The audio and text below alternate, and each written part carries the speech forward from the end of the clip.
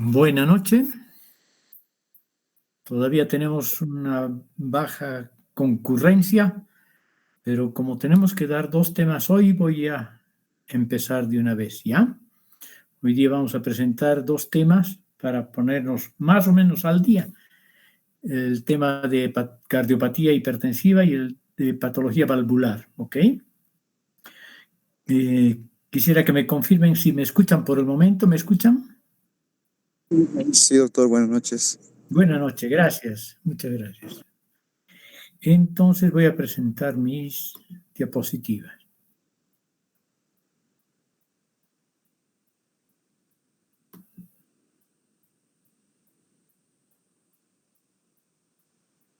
¿Cómo es esto?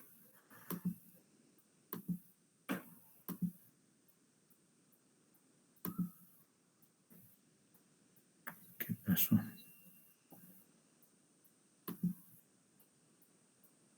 ¿Se ve? Sí, doctor. Cardiopatía hipertensiva, ¿verdad? Se ve su Classroom, doctor. Ah, caray, ¿no se ve la presentación? No, doctor.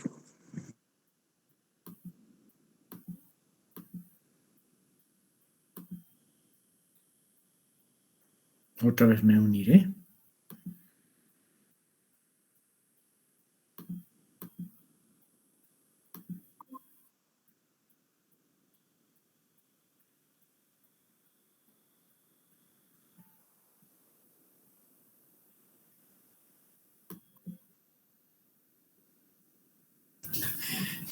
Tal vez si lo deja de compartir, doctor, y nuevamente comparte su presentación.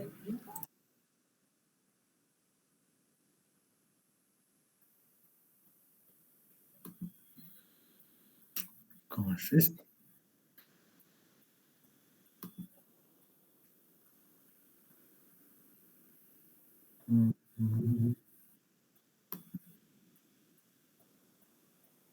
No.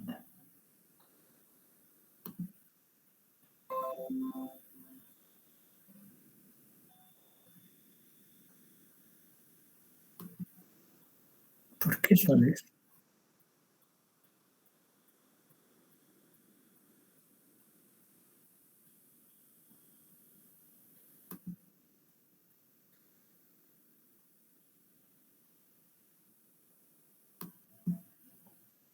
Presentar ahora, pongo y no.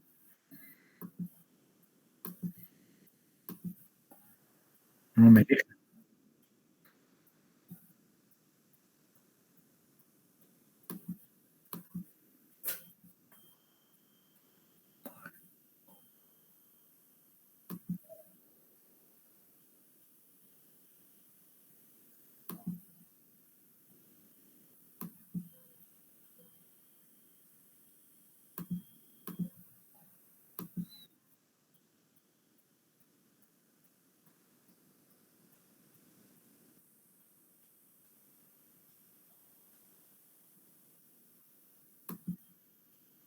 ¿No?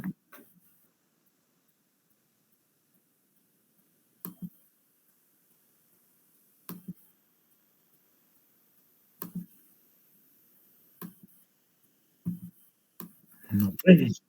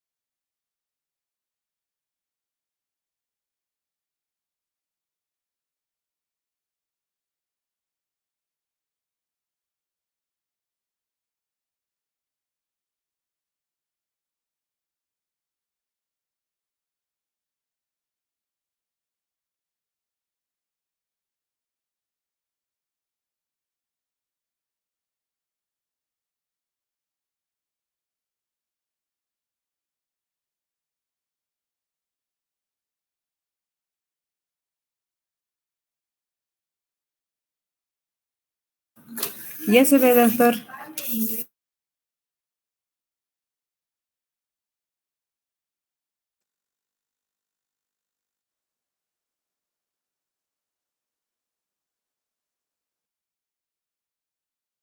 Pero no se lo escucha, doctor.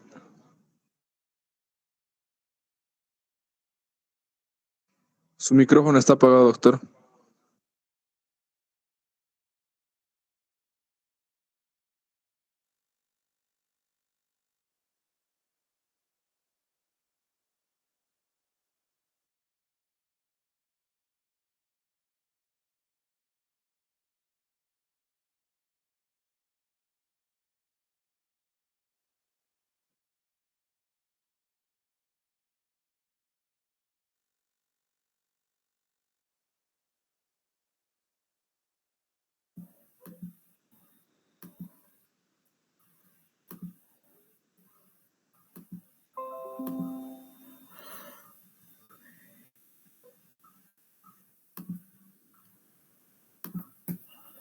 ¿Ahora sí? Sí, doctor. Ahora sí me escuchan y ven, ¿no? Sí, doctor. Perfecto, perfecto. Entonces vamos a hacer, como les decía, dos temas, uno que es cardiopatía hipertensiva y el otro que es cardiopatía valvular, ¿ya? Se calcula, miren qué interesante es esto, la frecuencia con que tenemos los seres humanos adultos, sobre todo, esta enfermedad. Entre el 10 y el 30% de la población adulta trae consigo es hipertensa y trae consigo la posibilidad de complicaciones que no solo afectan al corazón, sino a diferentes órganos, ¿verdad?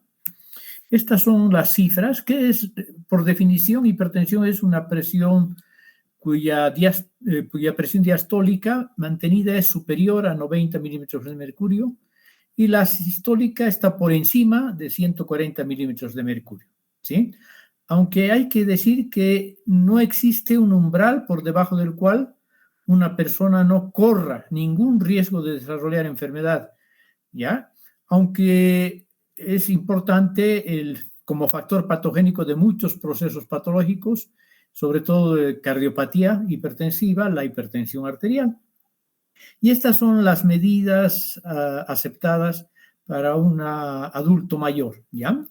Lo óptimo está entre 120-80, es normal 130-85, normal alta 139, 130-139, 85-89, pero ya hay que hacer controles anuales por lo menos. El grado 1 de hipertensión está oscilando la sistólica entre 140 y 159 y la diastólica encima de 90 hasta 99. Aquí ya empezamos a recibir tratamiento antihipertensivo, ¿no? Hay un grado 2 y hay un grado 3 que también obligan a un tratamiento, ¿ok? Entonces, ¿cuáles son las determinantes de la presión sanguínea? Dos son fundamentalmente los factores que van a determinar la presión hidrostática y la presión coloidosmótica, ¿no? ¿Cuáles son las determinantes de la presión sanguínea?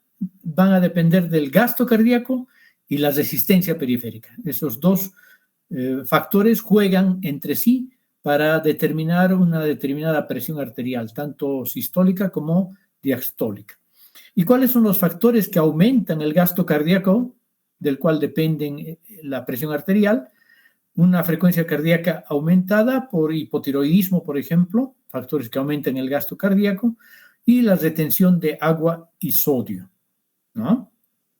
Y factores que aumentan la resistencia periférica, también como factor hipertensivo, un efecto alfa-adrenérgico neural en las arteriolas, sobre todo esta resistencia periférica la ejercen las arteriolas, o sea, la parte pequeña de las arterias, la parte distal de las arterias, o otros factores como las catecolaminas, la angiotensina 2, la aldosterona, el factor natriurético auricular. Son los componentes más importantes que aumentan la resistencia periférica o la disminuyen de acuerdo a su presencia en la sangre.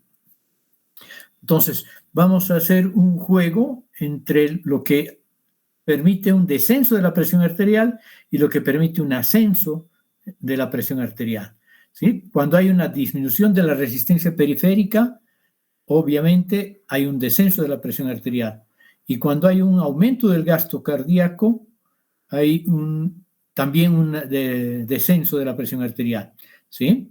Y hay un ascenso de la presión arterial cuando aumenta el gasto cardíaco y cuando aumenta la resistencia periférica. ¿Sí?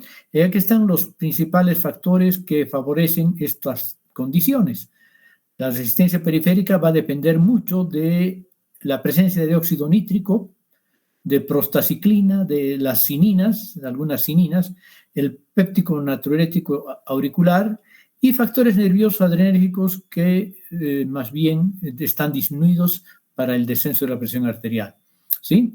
Cuando el gasto cardíaco está disminuido por la hipovolemia, por ejemplo, o por una frecuencia cardíaca baja o por una baja contractibilidad cardíaca, entonces hay un descenso de la presión arterial. Y cuando está aumentado el gasto cardíaco y por lo tanto hay un ascenso en la presión arterial, cuando la frecuencia cardíaca está aumentada, cuando hay una contracción ventricular, cuando hay un aumento de la volemia, cuando hay una contracción, una resistencia aumentada de la periferia por efecto de estos mecanismos, angiotensina 2, catecolaminas, tromboxano, endotelina y factores nerviosos como los alfa-adrenérgicos. ¿Sí? Entonces, estos factores juegan elevando y disminuyendo la presión arterial. Lo que disminuye la balanza a este lado va a ser todo lo que permite un descenso de la presión arterial. Y lo que eleva la presión arterial van a ser todos estos otros factores, ¿no? Entonces, la patología vascular relacionada con la hipertensión, ya desde el punto de la patogenia de la clínica, es que la hipertensión acelera la aterogénesis, es uno de los 4 factores modificables más importantes, la hipertensión arterial, en relación a la aterogénesis, se asocia con aterosclerosis y también con arteriosclerosis, sobre todo arteriolosclerosis. ¿Ok? ¿Cuáles son los factores de riesgo? Un poco parecido a lo que condiciona la cardiopatía isquémica, solo que más relacionado con la presión. Factores genéticos, la historia familiar y algunos polimorfismos genéticos. Factores congénitos, por ejemplo, bajo peso al nacer, número menor de nefronas, antecedentes maternos, un estilo de vida que implica una dieta alta en sodio, baja en potasio, alcoholismo, sedentarismo y otros factores físicos y metabólicos como la obesidad, la hiperleptinemia, que está ahora de moda, la edad avanzada, es una enfermedad, bueno, es un proceso, la hipertensión, que en general se relaciona con el avance de la edad. La raza negra es más frecuentemente afectada. El estrés psicológico y físico, la insulinemia, la hiperuricemia son también otros factores que determinan un aumento de la presión arterial. La hipertensión clásicamente se ha clasificado en primaria y secundaria. ¿Sí? La primaria, que es idiopática o esencial, que probablemente esté relacionada con múltiples factores y muchos de causa desconocida. El 95% de las hipertensiones son de este tipo, las hipertensiones primarias. Suele presentarse a partir de los 40 años y tiene como base una predisposición genética, la obesidad, el consumo de alcohol, la actividad física y otros factores aún no determinados.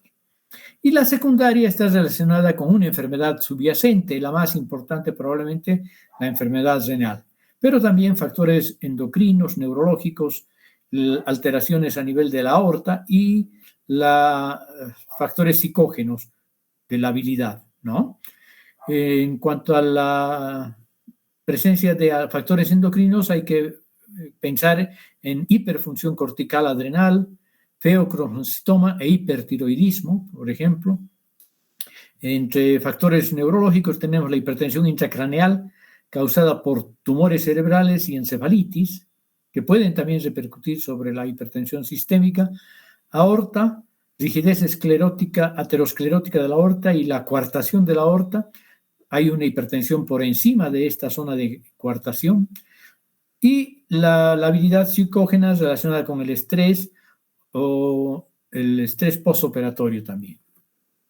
¿Sí? La hipertensión secundaria suele ser una complicación de las enfermedades renales. Decíamos que el principal factor de riesgo de una hipertensión secundaria tiene que ver con enfermedades renales. ¿Sí? ¿En qué sentido? La hipoperfusión renal estimula la liberación de renina por las células yuxtaglomerulares. La renina, por su parte, actúa sobre el angiotensinógeno, que es transformado en angiotensina 1 y a continuación en la angiotensina 2 a nivel pulmonar. Ya sabemos, la angiotensina 2 estrecha las arteriolas, o sea, es un vasoconstrictor periférico, aumentando la resistencia periférica y al mismo tiempo estimula la liberación de aldosterona, que, como sabemos, retiene sal, ¿sí? Y la aldosterona estimula la retención de sodio y aumenta el gasto cardíaco. Por otra parte, tenemos la enfermedad renovascular, el sistema renina-angiotensina-aldosterona, secundario a muchas patologías renales, sobre todo la vascular y la glomerulopatía. Enfermedad renal crónica de cualquier origen, enfermedad renal poliquística, que suele ser congénita, aunque también hay del adulto. La estenosis de la arteria renal, ¿sí? Este es disminuir el aporte de sangre al riñón y va a activar el sistema renina-angiotensina-aldosterona. Bueno, y todos estos factores activan el sistema renina-angiotensina-aldosterona y sabemos sus consecuencias, ¿sí? Hay también tumores renales producidos por renina.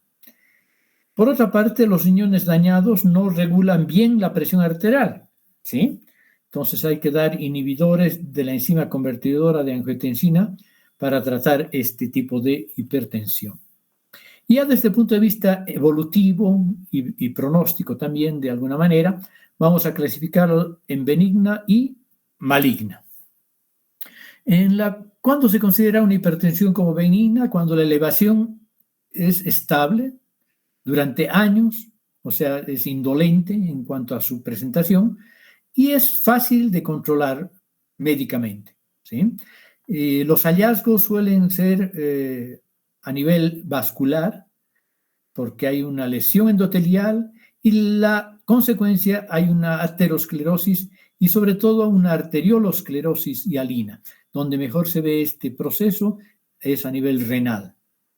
Y por lo tanto, esta arteriolosclerosis hialina va a desencadenar una nefrosclerosis benigna, ¿sí? Entonces, aquí tenemos que pensar ya desde el punto de vista morfológico que estamos hablando de un engrosamiento arteriolosclerótico de tipo hialino, ¿sí? Mientras que la maligna es una entidad que se caracteriza por una intensa elevación de la presión arterial, además de rápida evolución que hace que empeore a corto plazo la enfermedad, ¿sí? Y las consecuencias de la hipertensión. Y además, la respuesta al tratamiento suele ser menor. Y morfológicamente se caracteriza por una duplicación de la membrana basal y proliferación de las células musculares lisas. Por eso también hablamos de una arteriolosclerosis hiperplásica. Y también podemos encontrar, además de esta proliferación celular muscular a nivel de la íntima, una necrosis fibrinoide, que es la típica necrosis que se asocia a la afectación vascular, ¿sí? También se llama también arteriolitis necrotizante. Y aquí tenemos el ejemplo típico de una arteriolosclerosis benigna, enfermedad hialina. Miren las paredes de los vasos. La luz está disminuida, pero no significativamente, aunque con el tiempo sí va a ir disminuyendo el calibre, y su pared está hialinizada. En cambio, en la maligna podemos ver estos dos hallazgos típicos. Esta proliferación en catáfilas de cebolla que condicionan un grave estrechamiento luminal, ¿sí? Son células musculares que proliferan en este sentido en forma concéntrica Y también otro hallazgo es la presencia de este tipo de necrosis, la necrosis fibrinoide. ¿Sí? ¿Y cuáles son las consecuencias de la hipertensión en varios órganos? Hemos dicho, a nivel del corazón, hipertrofia del ventrículo izquierdo es una consecuencia clásica, sobre todo de la hipertensión benigna que va a ir aumentando la resistencia periférica y va a ir exigiendo una mayor fuerza de contracción al ventrículo izquierdo y por eso se ve hipertrofiar en forma asimétrica. ¿Sí? Por lo tanto, ha de haber paulatinamente una cardiopatía hipertensiva, cuyo efecto morfológico, digamos, cuya característica morfológica más relevante es justamente esta hipertrofia ventricular izquierda, que después va a condicionar trastornos de la conducción, crisis hipertensiva, insuficiencia cardíaca, al principio izquierda y posteriormente congestiva, y con mayor facilidad se puede presentar la cardiopatía isquémica por una mayor demanda de oxígeno en un ventrículo izquierdo hipertrofiado. ¿Sí? También a nivel ocular, la retinopatía hipertensiva es lo clásico.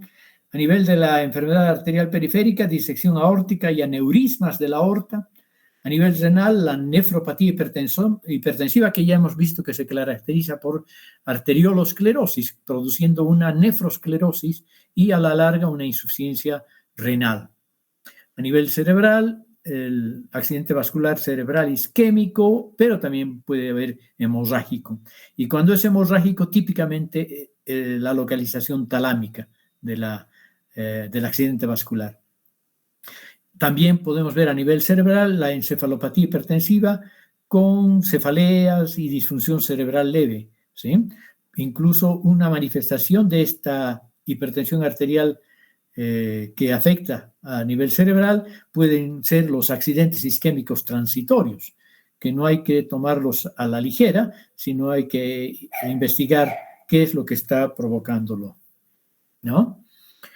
Y bueno, y la consecuencia en relación a la patología que estamos viendo la patología cardíaca es pues la cardiopatía hipertensiva. ¿Y cuáles son los criterios mínimos para diagnosticar una cardiopatía hipertensiva?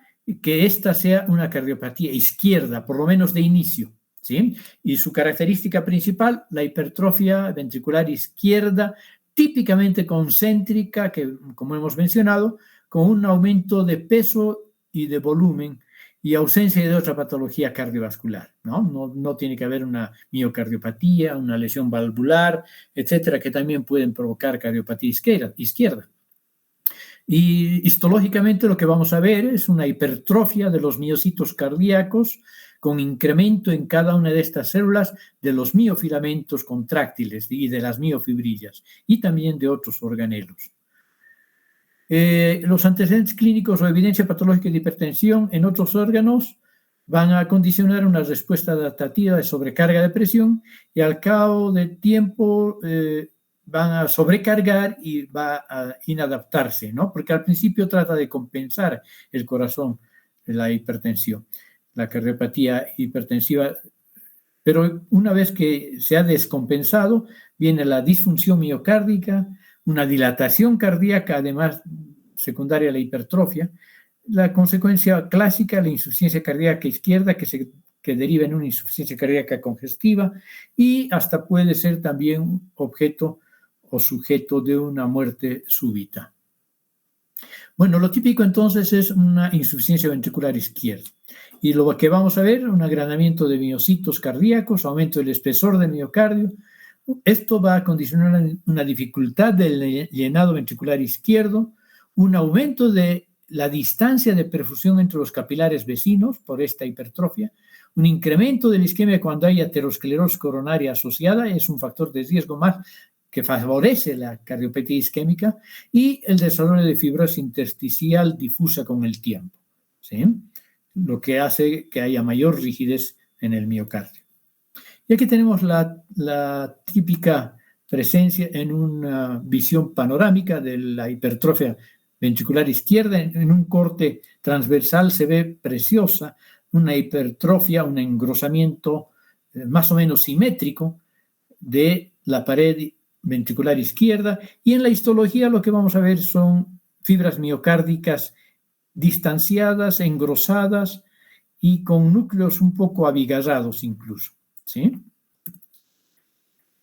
Pero no solo hay cardiopatía hipertensiva sistémica, también hay una posibilidad de cardiopatía hipertensiva pulmonar, lo que conocemos en clínica como cor pulmonar o corazón pulmonar, ¿sí? Entonces, la cardiopatía hipertensiva pulmonar es un trastorno que afecta la estructura y función pulmonar secundario a trastornos vasculares, ¿no? Entonces, los trastornos pulmonares parenquimatosos son secundarios a una hipertensión arterial de la circulación menor, ¿sí? Puede la hipertensión pulmonar, como la sistémica, ser aguda o puede ser un evento crónico, ¿sí? En el cor pulmonar agudo hay una dilatación importante del ventrículo derecho sin hipertrofia esto como ocurre, por ejemplo, tras una embolia pulmonar masiva.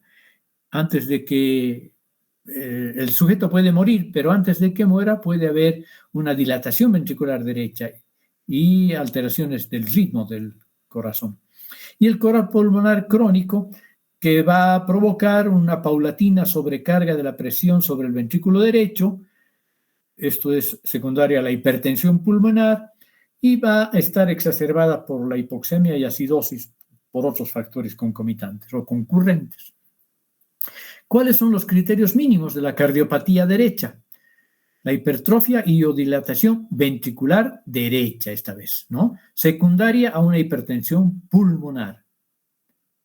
Entonces, ¿qué vamos a encontrar en el corazón derecho? Una dilatación tricuspidea y la mitad izquierda del corazón es básicamente normal.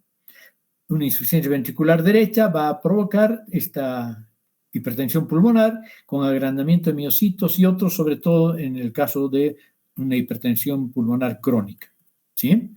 ¿Cuáles son los trastornos que predisponen al cor pulmonar crónico? El agudo es generalmente secundario a un tromboembolismo pulmonar, ¿no? Pero el crónico tiene muchas posibilidades. Enfermedades del parénquima pulmonar, las neumoconiosis, las fibrosis pulmonares, todo lo que vamos a ver de patología, sobre todo intersticial pulmonar, pero un poco también la obstructiva, ¿no? Enfermedades de los vasos pulmonares, ¿sí? Trastornos que afectan el movimiento torácico y trastornos que inducen contracción arterial pulmonar. Son más raros. Estos son los principales. ¿Cuáles son los trastornos que predisponen al cor pulmonar crónico en relación con enfermedades del parénquima pulmonar? Enfermedad pulmonar obstructiva crónica, fibrosis intersticial pulmonar difusa, neumoconiosis, fibrosis quística, la bronquiectasia, esta es la mucoviscidosis por si acaso, la fibrosis quística, mucoviscidosis o fibrosis quística del páncreas en realidad, mucoviscidosis, bronquiectasias y otras infecciones que afectan grandemente el parénquima pulmonar, ¿no? Como la tuberculosis, por ejemplo. Enfermedades que comprometen los vasos pulmonares y condicionan un cor pulmonar crónico. Tromboembolia pulmonar recurrente. A veces hasta pueden ser asintomáticas estos tromboémbolos pequeños en varias arterias pulmonares recurrentes que van a la larga provocando hipertensión pulmonar secundaria, ¿no? A la trombosis. O una hipertensión pulmonar primaria, que es raro, o una arteritis pulmonar extensa, también no es muy frecuente, obstrucción pulmonar por fármacos, toxinas o radiación.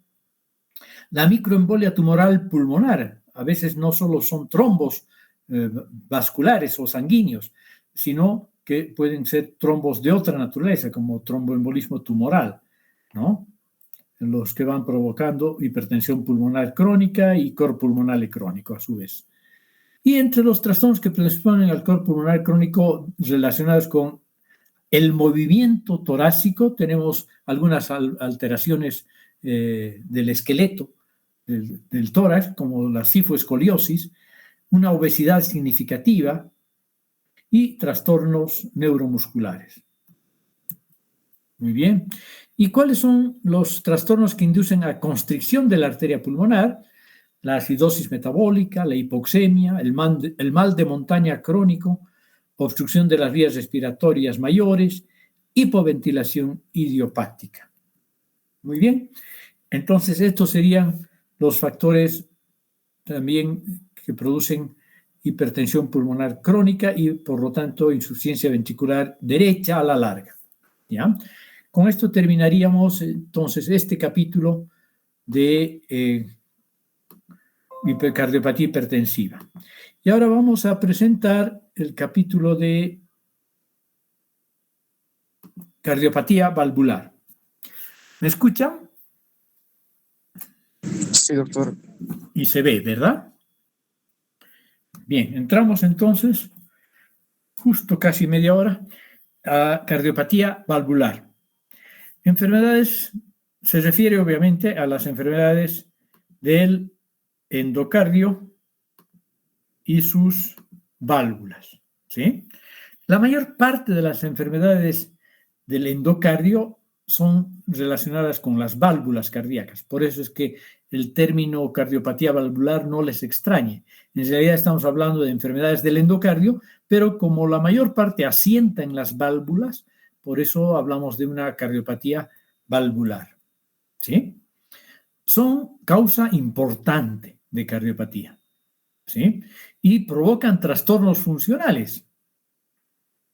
Podemos hablar de dos procesos consecuentes de la afectación valvular: la estenosis y la insuficiencia.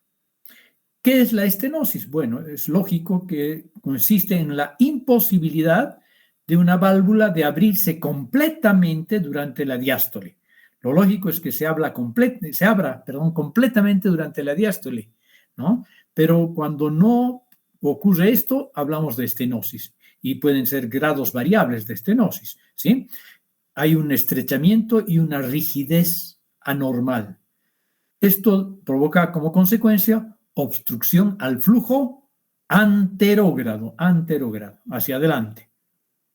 La insuficiencia es la que va a provocar al revés, un flujo retrógrado, ¿sí? ¿Por qué? Por imposibilidad de que una válvula, cualquiera de las 4 que tenemos ahí en el corazón, pueda cesarse por completo, ¿sí? Y esto ocurre durante la sístole. Durante la sístole deben cesarse por completo para que no haya un reflujo hacia la cavidad anterior, ¿no? En el flujo sanguíneo. Como consecuencia, hay una regurgitación de la sangre hacia atrás, un reflujo retrógrado. Ahora, cualquier válvula, además, por otra parte, además de producir trastornos funcionales de por sí, cualquier válvula estructuralmente anormal es mucho más susceptible a ser colonizada por microorganismos y, por lo tanto, estas complicaciones de las estenosis, la insuficiencia o la mixta, pueden haber al mismo tiempo estenosis e insuficiencia, pues son más fáciles de contaminarse y producirse la endocarditis bacteriana sobre todo. Muy bien. ¿Cuáles son las principales causas? ¿Sí? Pueden ser de carácter inflamatorio, inmunológico y muy frecuentemente también en la edad avanzada degenerativas. Entonces tenemos anomalías congénitas, cicatrices postinflamatorias, como en la fiebre reumática, por ejemplo, aunque esto también puede asociarse al trastorno inmunológico, no siempre infeccioso, ¿no? Degeneración por envejecimiento, como veíamos entre las degenerativas, dilatación del anillo valvular por una alteración de las cuerdas tendinosas, por ejemplo, o un infarto miocardio previo, etc. Degeneración del tejido conectivo colágeno de la válvula, ¿sí? O sea, el tejido subendotelial, que es colagenoso, puede degenerarse y producir una flexibilidad mayor y facilitar su prolapso. Y la destrucción aguda, ahora sí, por una inflamación necrotizante, que suele ser más frecuentemente bacteriana. Bien, entonces, en este sentido, la génesis de las endocarditis pueden estar relacionadas, por lo menos en principio, ya sea por una lesión en el endotelio o del tejido conjuntivo. Y después terminan degenerándose las dos partes, ¿no? Tanto el endotelio como el tejido conectivo. Las lesiones infecciosas primero causan lesión endotelial. Las no infecciosas, como la fiebre reumática, primero causan alteración del tejido conectivo laso, ¿sí? Entonces, en las infecciones hay una lesión primaria a nivel del endotelio causada por acción directa de los gérmenes que van a primero lesionar el endotelio y después comprometer los tejidos más profundos, van a provocar insudación de elementos hemáticos y hasta formación de trombos, ¿no? En las no infecciosas se produce primero erosiones que pueden agravar el curso ulterior de la endocarditis, pero esto es un fenómeno que va del tejido conectivo laxo hacia el endotelio. Muy bien. Son raras las enfermedades primarias del endocardio que no comprometen las válvulas, pero existen, ¿sí? Y se caracterizan morfológicamente justamente por áreas de engrosamiento endocárdico. ¿Cuáles son las causales de este compromiso no valvular en particular que comprometen el endocardio? Como secuela permanente de un infarto de miocardio, ¿sí? Y no se olviden que esto también puede predisponer a la trombosis mural, como en la lesión endotelial. Por un flujo modificado por una valvulopatía a través de la válvula mitral, donde el chorro incide sobre la pared auricular. Aquí hay un efecto de jet, que llaman los clínicos, ¿no? Ahí sobre un sitio del endocardio va a incidir un chorro más agudo, más fuerte, y va a provocar paulatinamente valvulopatía o endocardiopatía en el sitio del flujo modificado. O en el síndrome carcinoide y en algunas cardiopatías congénitas con cortocircuito de izquierda a derecha, en el lado derecho del corazón ocurren estas afectaciones primarias del endocardio, no necesariamente valvular, ¿sí? Entonces, pero además encontramos dos entidades características de compromiso endocárdico no valvular, ¿sí? Y que cursan con un engrosamiento difuso del corazón izquierdo. Estas son la fibrolastosis endocárdica y la fibrosis endomiocárdica. Fibrolastosis endocárdica y fibrosis endomiocárdica. Ambas enfermedades provocan insuficiencia cardíaca al restringir la contracción de las cavidades cardíacas durante la sístole. Por eso es que algunos clínicos la clasifican más que a una endocardiopatía como una miocardiopatía restrictiva, porque lo que está causando es una falta de distensión de las paredes ventriculares, ¿sí?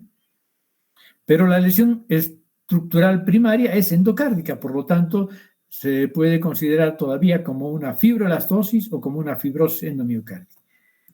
Bien. ¿Qué es la fibrolastosis endocárdica?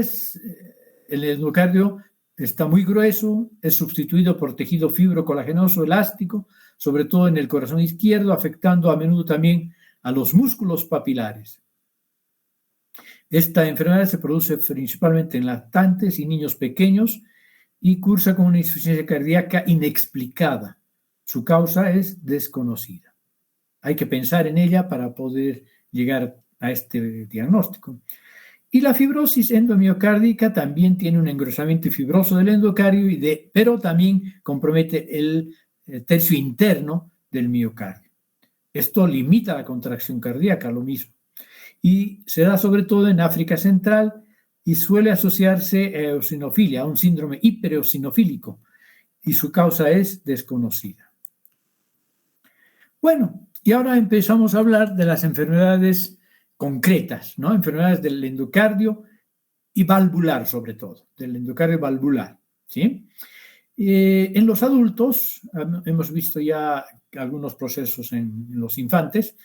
En los adultos, la patología valvular es más frecuente. Pueden ser adultos jóvenes o pueden ser adultos medios o viejos, ¿no? Pero básicamente hay tres grandes grupos o procesos que comprometen las válvulas. Procesos degenerativos, procesos inflamatorios de carácter inmunológico y procesos infecciosos, ¿sí? Que obviamente son inflamatorios. Entre los procesos degenerativos tenemos varias enfermedades. La estenosis aórtica calcificada, tal vez la más importante de este grupo, la calcificación del anillo mitral, el prolapso de la válvula mitral, también. Vean que la estenosis aórtica es más importante. Puede haber una calcificación del esqueleto cardíaco, esto debido a una calcificación distrófica condicionada por el envejecimiento del tejido colágeno del esqueleto cardíaco. En las mujeres esta calcificación distrófica es más frecuente a nivel del anillo mitral y en los varones esta calcificación distrófica es más frecuente a nivel del anillo aórtico y del trígono fibroso, ¿sí? Luego tenemos una entidad que es la degeneración valvular mixomatosa, que es una anomalía del desarrollo y de la síntesis anormal de la matriz extracelular valvular. Y esto va a favorecer el prolapso valvular, ¿sí? Luego tenemos los procesos inflamatorios inmunológicos, ahí el ejemplo clásico, la cardiopatía reumática, y los infecciosos, la endocarditis infecciosa, ¿sí? Vamos a desarrollar algunos solamente de estos y obviamente la fiebre reumática y la endocarditis infecciosa. Pero la fiebre reumática desde el punto de vista de la cardiopatía reumática sobre todo, y la endocarditis infecciosa no como afectación sistémica, sino sobre todo a nivel del corazón. Bueno, pero decíamos que primero, antes de ver las dos entidades finales, vamos a hablar de las degenerativas, ¿sí? Entonces, hay causas y hay efectos, pero la característica morfológica es unas válvulas engrosadas y fibróticas, ¿sí?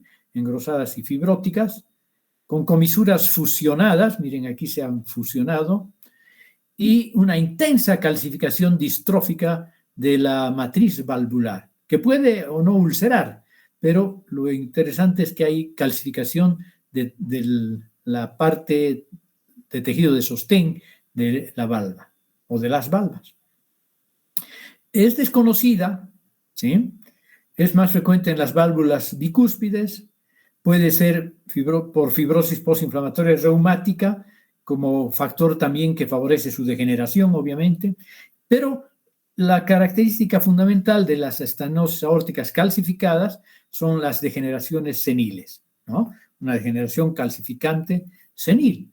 Esta es la que compromete a mayores de 70 años en general, pero puede haber más precozmente esta lesión cuando hay una válvula congénita, una alteración valvular congénita, como por ejemplo las válvulas bicúspides, ¿sí?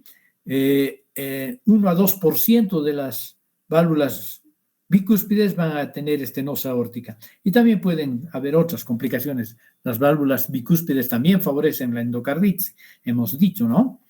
Y las consecuencias de esta estenosis aórtica calcificada son una paulatina hipertrofia ventricular izquierda concéntrica, parecida a la que hay en la hipertensión arterial sistémica, una angina de flujo lento, porque como es aórtica y las coronarias están en esta vecindad, estas alteraciones anatómicas dificultan un adecuado riego coronario, ¿sí? Puede cursar con un síncope o incluso puede haber una muerte súbita y lo más probable que a la larga haya una insuficiencia cardíaca congestiva, siempre pasando primero por una insuficiencia cardíaca izquierda.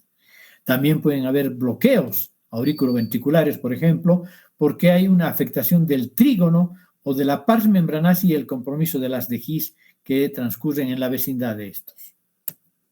La estenosis mitral. Ahora vamos a hablar de la mitral, ya no de la aorta. También se caracteriza por valvas engrosadas con las comisuras fusionadas, un orificio valvular estrecho y alargado en boca de pez. Bueno, en varias patologías hay en boca de pez, pero esta es característica. Y las consecuencias de esta calcificación mitral es una insuficiencia cardíaca izquierda, ¿no? ¿Por qué? Porque hay una incapacidad de vaciamiento de la aurícula izquierda hacia el ventrículo izquierdo y por lo tanto se va a ir produciendo paulatinamente hipertrofia y dilatación de la aurícula izquierda que predispone a la trombosis, ¿sí? Donde mejor se forman los trombos en el corazón son en las orejuelas de la aurícula izquierda y sobre todo si están dilatadas. Y también puede provocar fibrilación auricular, esta dilatación, ¿no?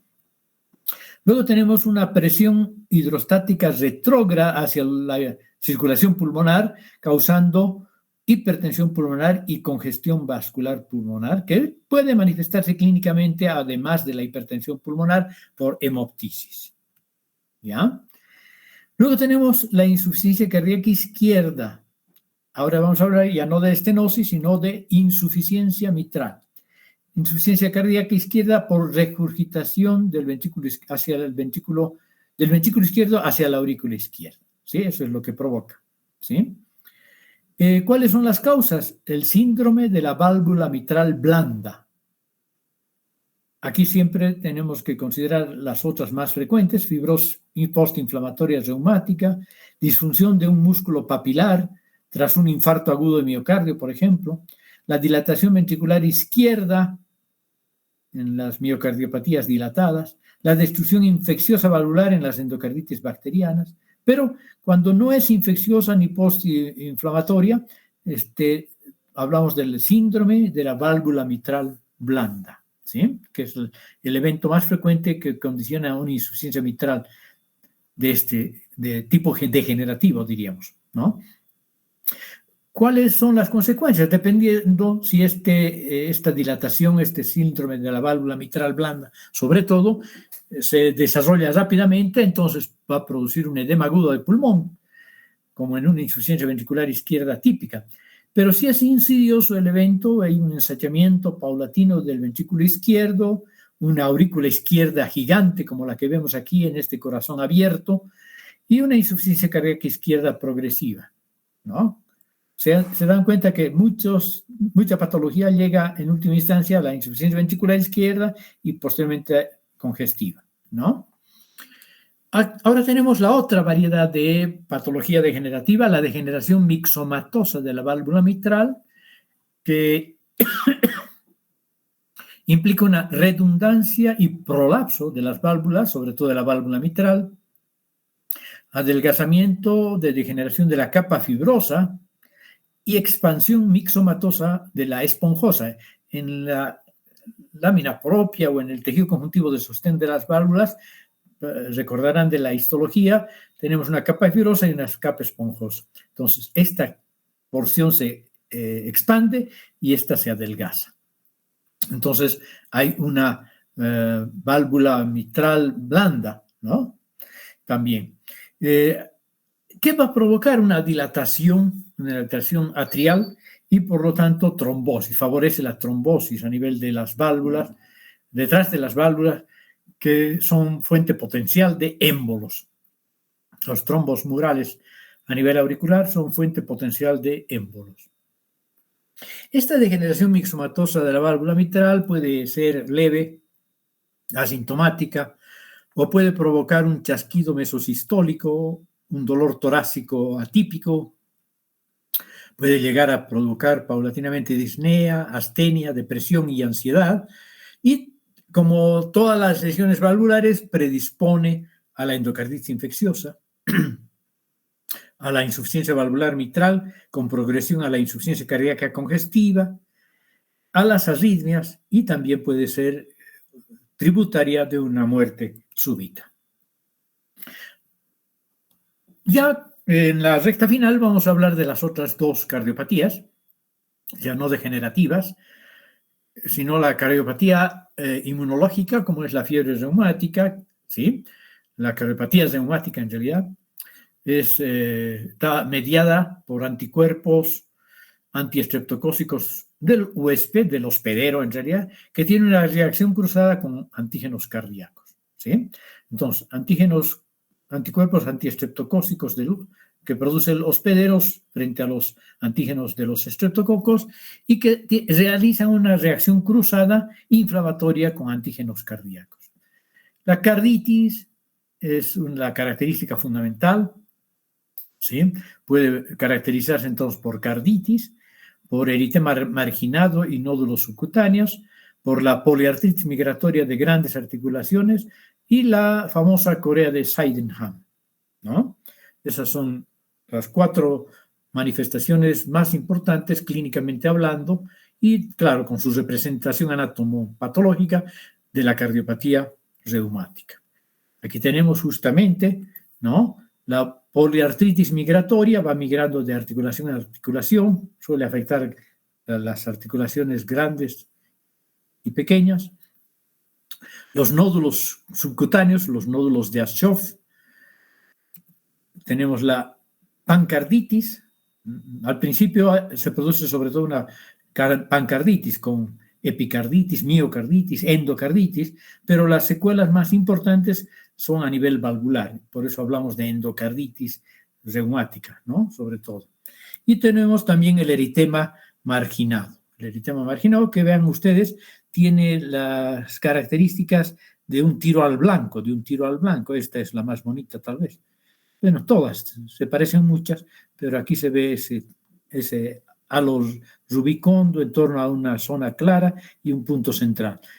Típico tiro al blanco. Y por último tenemos la corea de Sydenham, ¿no? Que son movimientos involuntarios. ¿Ok? ¿Y cuáles son los rasgos morfológicos? ¿Cuál es la anatomía patológica? Tenemos rasgos de fase aguda y rasgos de fase crónica, ¿sí? Entre los rasgos de fase aguda tenemos los cuerpos de Aschoff. ¿Qué son los cuerpos de Aschoff? Son granulomas especiales, de un tipo especial, que se caracterizan por una necrosis fibrinoide central rodeada por histiocitos, linfocitos, células plasmáticas, ¿sí?, y macrófagos. Los macrófagos tienen núcleos de cromatina densa central, en ojos de búho, por ejemplo, aquí podemos ver, ¿sí?, o en forma de oruga. Aquí tenemos una oruga, ¿no?, medio retorcida. Otra característica es la pericarditis fibrinosa, como vemos aquí, la pericarditis fibrinosa por fuera, y la valvulitis inflamatoria. Aquí tenemos la válvula inflamatoria, vegetaciones fibrinosas y a veces arrosariadas. Son las típicas vegetaciones de la endocarditis. Y los rasgos de fase crónica se parecen un poco también, pero aquí ya hay un engrosamiento fibroso de las válvulas, ¿sí? Hay una fibrosa en puente intercomissural, por lo tanto una fusión en boca de pez de la estenosis. Este es típico de la boca de pez, ¿no? Y una estenosis como consecuencia. Las cuerdas tendinosas están acortadas, fusionadas y engrosadas. Pueden haber calcificaciones en la profundidad de las válvulas fibrosadas y colecciones subendoteliales de los famosos nódulos de Aschoff, generalmente a nivel de la aurícula izquierda, o también placas engrosadas de Bacallum. ¿Sí?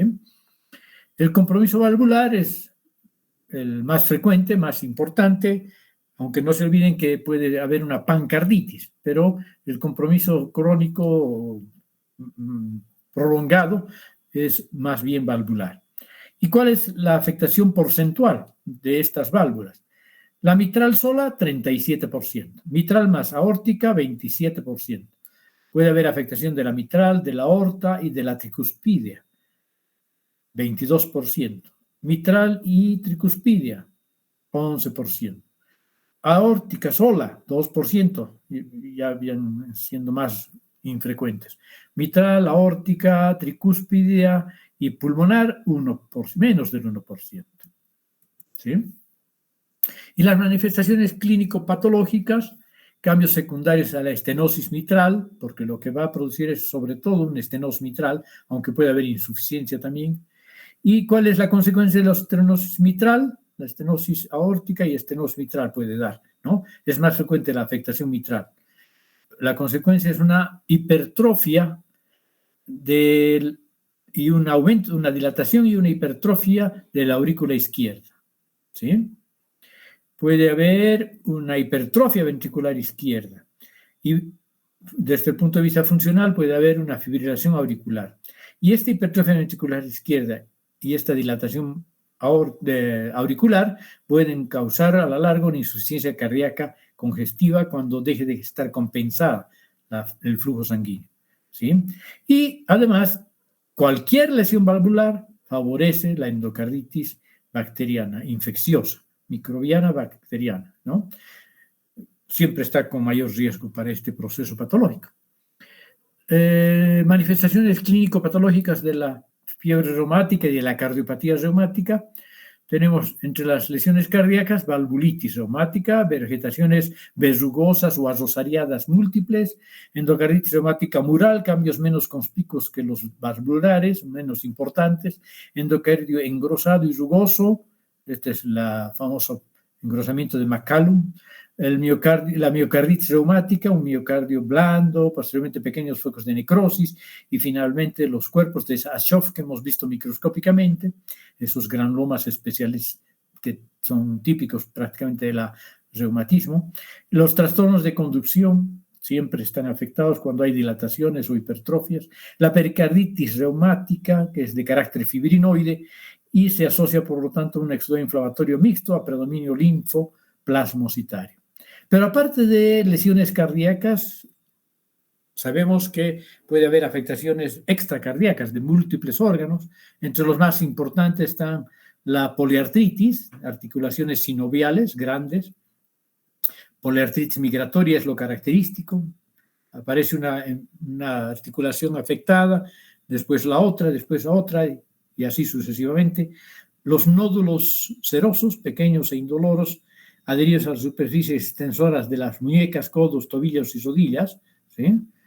El eritema nudoso. El eritema marginal, eritema no pruriginoso, en blanco, en tiro al blanco. La arteritis reumática, que puede provocar un compromiso arterial múltiple, no solo de las arterias coronarias.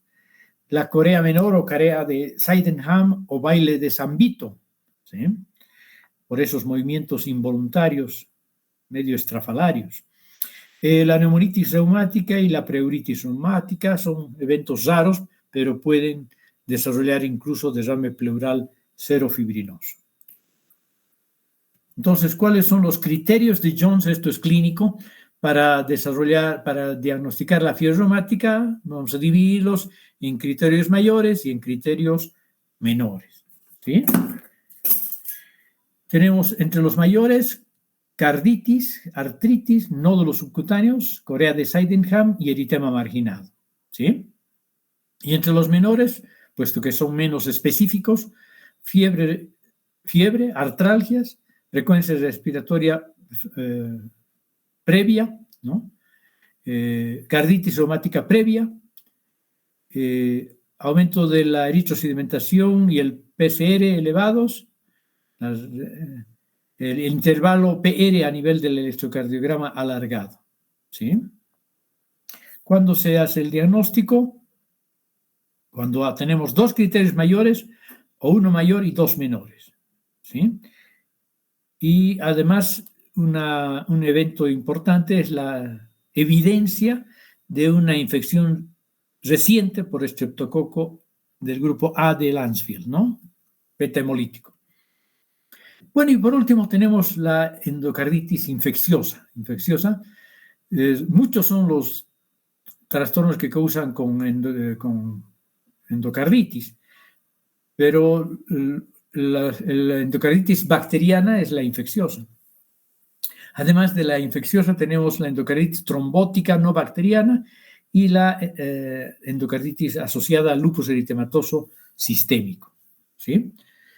Entonces tenemos una endocarditis marántica, es la endocarditis denominada trombótica no bacteriana, no es infecciosa, se asocia sobre todo a estados de hipercoagulación sanguínea, como el síndrome de Trousseau, los síndromes paraneoplásicos con eventos tromboembólicos múltiples, asociado a múltiples neoplasias, pero la mayor parte de tipo adenocarcinoma, ¿sí?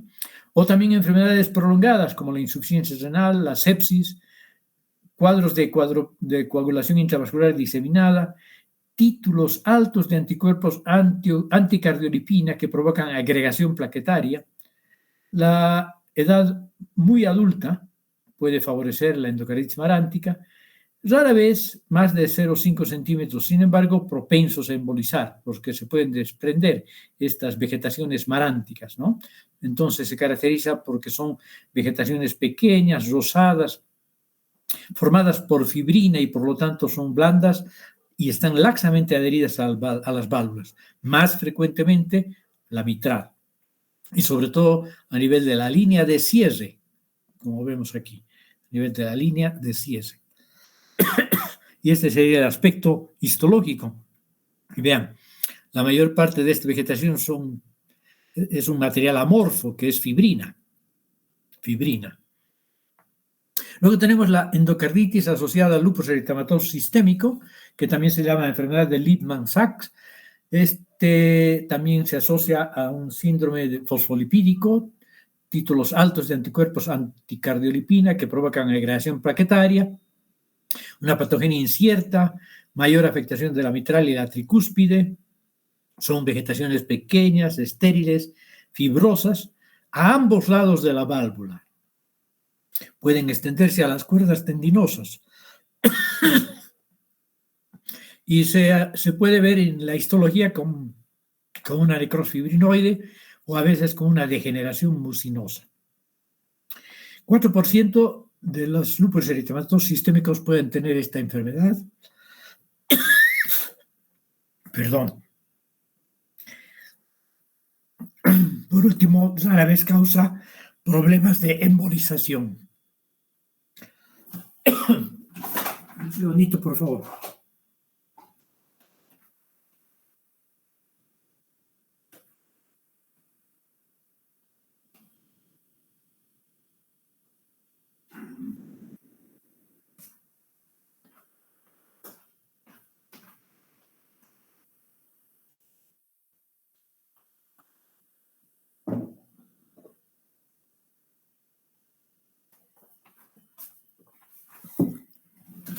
A ver, veremos. Parece que ya está el asunto. Entonces, ahora vamos a hablar de la infecciosa, la bacteriana. Suele ser bacteriana, ¿no? Y también la vamos a clasificar en aguda y subaguda. En la enfermedad, en la endocarditis bacteriana infecciosa aguda, suele asociarse a corazones sin anomalía estructural previa.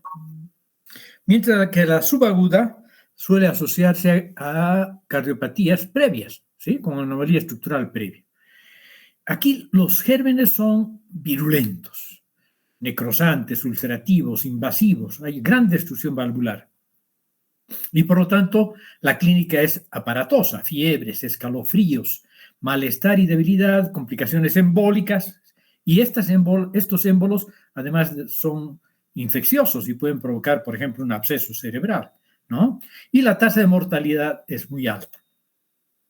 Aquí, en la subaguda, son gérmenes de una virulencia moderada o baja, hay menor destrucción, el cuadro clínico es menos agudo, es insidioso, indolente, hay menos complicaciones embólicas y un curso más prolongado, incluso sin tratamiento. Y la tasa de mortalidad es baja porque responden al tratamiento. Bueno, ¿cuál es la patogenia? Entre los factores de riesgo vamos a hablar de todas las cardiopatías, ¿no? Pueden favorecer, sobre todo las valvulopatías. Cardiopatías congénitas, reumática, prolapso de la válvula mitral, estenosis degenerativa calcificada, válvula aórtica bicúspide, prótesis valvulares, catéteres permanentes. Miren, la mayor parte son lesiones valvulares o que afectan a las válvulas.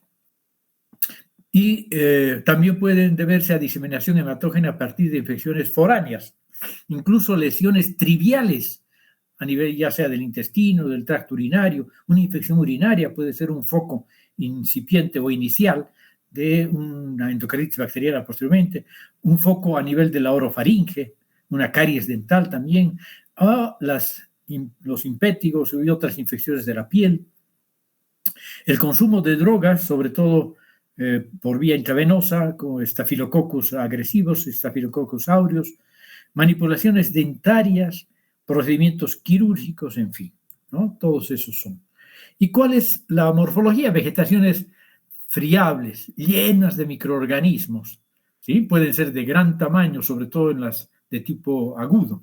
Erosiones, o sea, hay ulceración y perforación de las válvulas.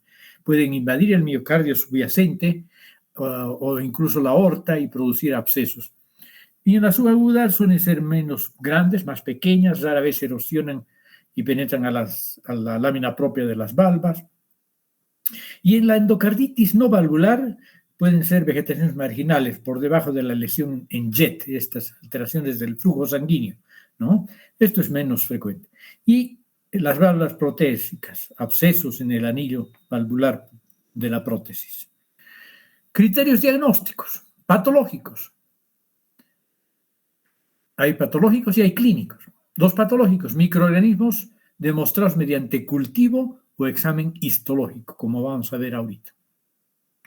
La confirmación histológica de endocarditis activa, émbolo de una vegetación o un absceso intracardíaco. Y entre los clínicos tenemos mayores, hemocultivos positivos, hallazgos ecocardiográficos positivos, una regurgitación valvular de nueva aparición, ¿no? O los menores, antecedentes de drogas parenterales, fiebre, lesiones vasculares, petequias, astillas, émbolos, infartos sépticos, etc.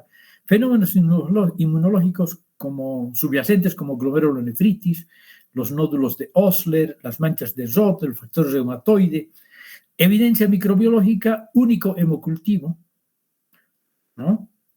Aquí hablamos de múltiples hemocultivos positivos, aquí de uno solamente, y hallazgos ecocardiográficos compatibles, pero no diagnósticos.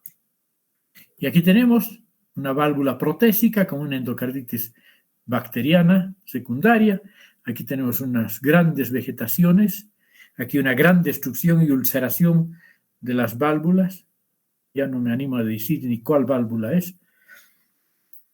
Y aquí tenemos la histología, vean. Este es fibrina, eritrocitos, y aquí hay una gran cantidad de colonias bacterianas. ¿Ven? Esta parte más basófila, estas zonas oscuras, son colonias bacterianas en varias partes de la válvula que tiene alteraciones morfológicas a su vez, ¿no? Como fibrosis, degeneración, inflamación, etc. Muy bien, con esto terminaríamos entonces nuestra clase de hoy. Un poquito nos hemos prolongado, pero es que no estaba en el programa de valvulopatías y es importante las valvulopatías. El único tema grande que no vamos a hablar en cardiopatías es la miocardiopatía, ¿ya? ¿Ok? Entonces,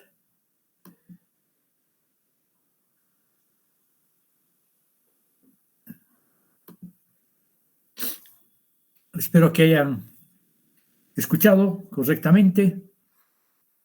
Perdón por la tos, la carraspera que me ha venido por hablar muy fuerte y apasionado. Nos vemos el próximo miércoles con otro tipo de cardiopatía, ¿ya? Cardiopatía congénita, probablemente tumores cardíacos y no sé si hay algún otro tema más. ¿Ok? Muy bien. Hasta luego. Hasta el miércoles. Doctor. Buenas noches. Doctor, hasta luego. Gracias.